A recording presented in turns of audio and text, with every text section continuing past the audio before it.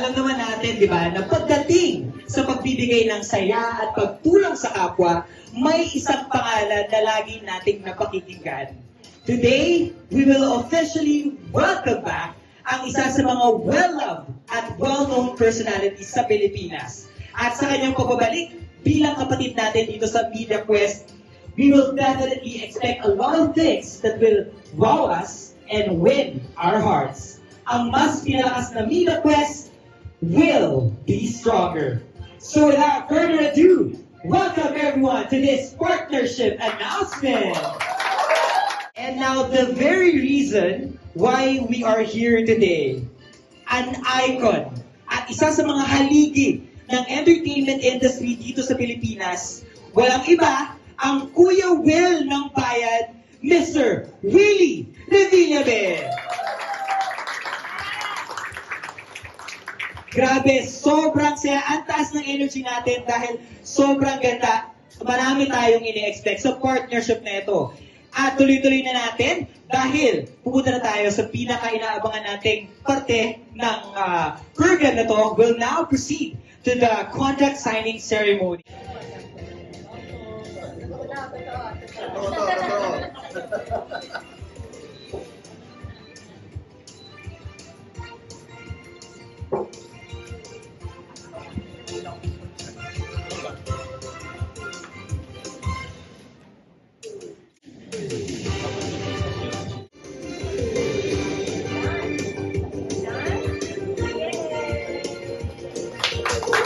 Congratulations, Media Quest, M-Quest Ventures, Mr. Willie Revillame, and TV5. So this event is about Media Quest Holdings Incorporated through M-Quest Ventures signing a promising joint venture with Mr. Willie Revillame. Congratulations, everyone. Congratulations, Media Quest. Congratulations, sir.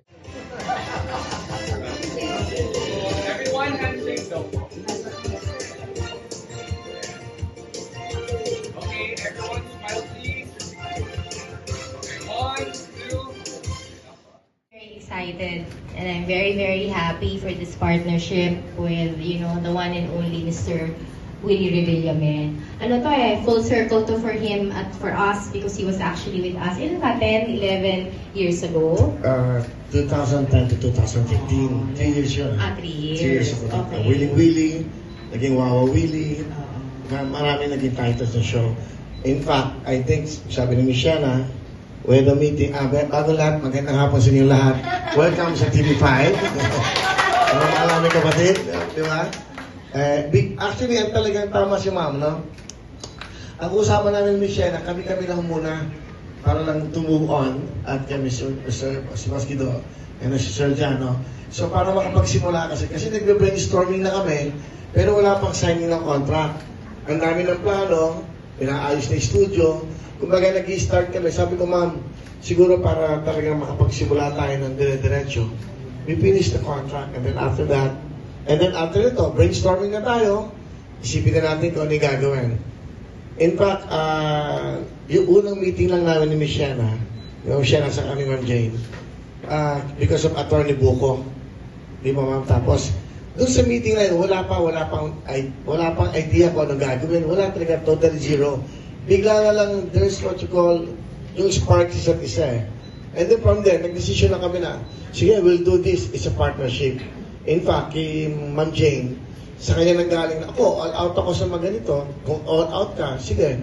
So, kaya, ito yung Goodwill production ko, and then Media Quest, headed by, of course, Ma'am Jane, Sir Guido, and then and all these people na nandito na, syempre, alam ko, may mga, baka ganito yan, maraming ganon. Darating din ang time, maiintindihan yan. I-explain ko sa inyo bakit ganon. But, you have to understand yung mga pinagdadaanan mo minsan sa buhay, di ba? Meron nga akong idea for smart pang commercial. Sabi ko, alam mo, blackout para kay MVP. Voice over lang. Alam mo, marami na akong pinagdaanan sa buhay.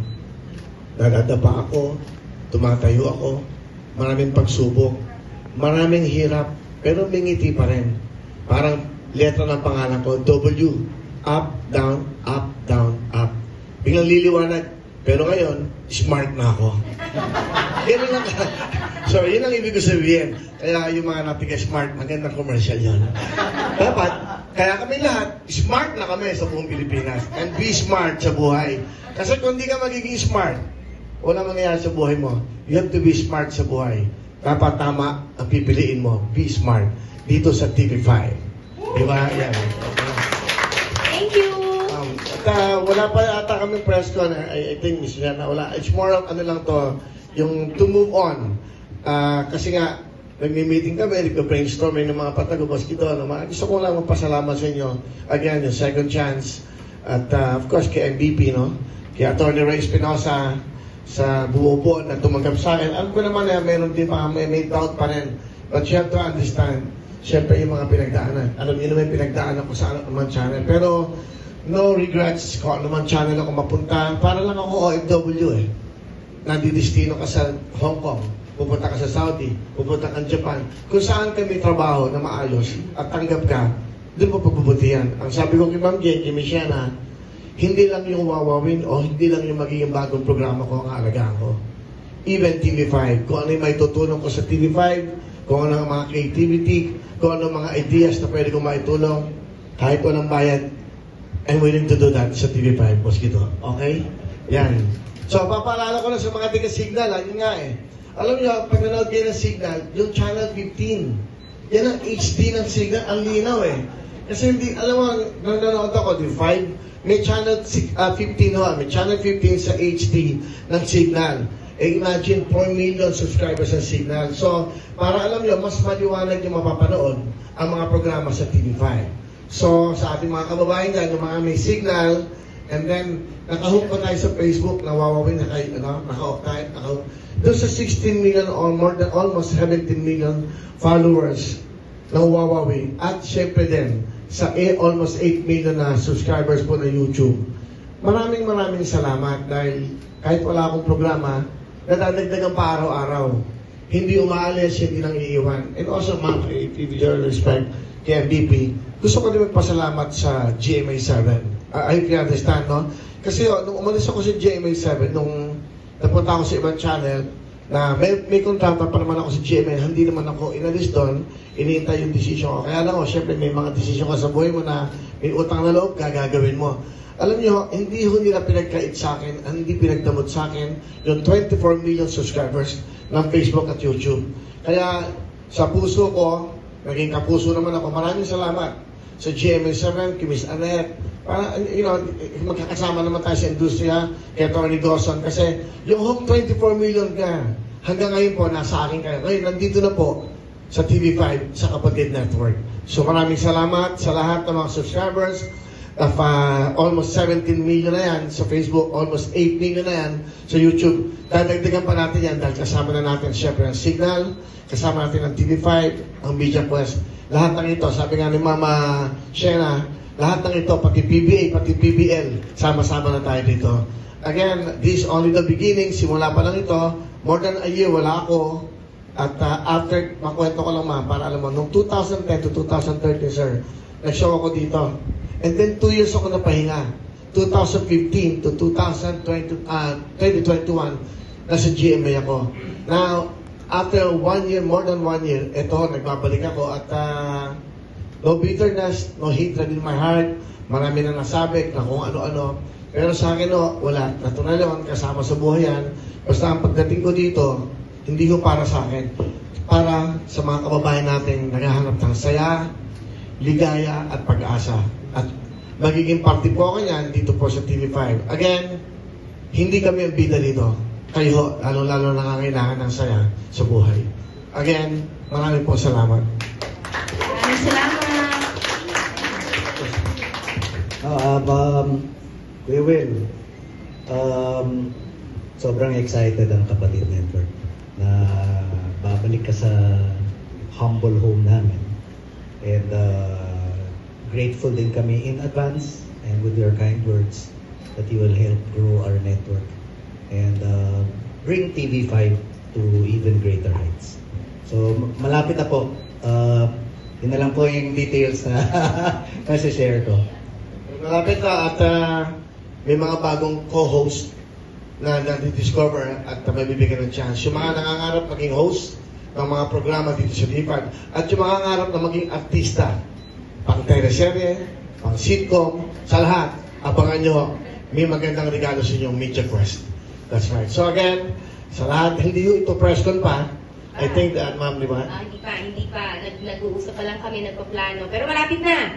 Malapit na. Okay, marami. Ang familiar faces, si Boss Dino. Nagkasama din kami dati sa ABS niyan. Si ba? Nandito na pala lahat. Nandito na pala lahat ang mga magagaling, ha?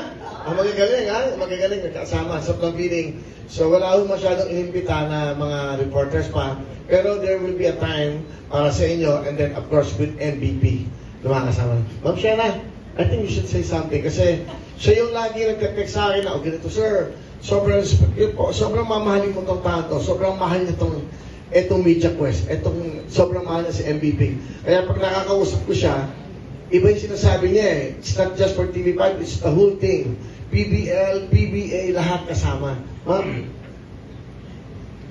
Marami po kaming pinaghahandaan talaga at saka it is a privilege na makatrabaho ang very creative person like si Mr. Willie kasi di ba if fuel niya yung mind mo. And again, sandali lang, babalik kami agad na lalatag namin ang plano sa inyo. And again, welcome po. Salamat, sir. Thank you, ma'am. Thank you. Salamat. Thank you so much. Yung umaga nyo, di ba? Yung morning na umaga na show. Of course, di ba? The icons. Ang walang tatalo, Itbulaga, tanghalian nyo. At ngayon may panghapunan na kayo. Abangan nyo ho. Kumpleto na ang buhay ng bawat Pilipino dahil sa umaga, tanghali at gabi. Sama-sama tayo sa saya, ligaya at may pag-asa kayo. Dito po sa TV5. Ma'am Jane, last words. Okay, last na. Okay. I just want to say thank you to everyone. You've always been here supporting us. Abangan niyo po. Malapit na. Pinaplano na namin. We just needed to have this contract formally signed para mas mabilis ang progress ng planning namin. But very soon, hopefully in the next month, next couple of weeks, we'll call for a media call already. So marami po munang, wala po munang Q&A ha. Thank you.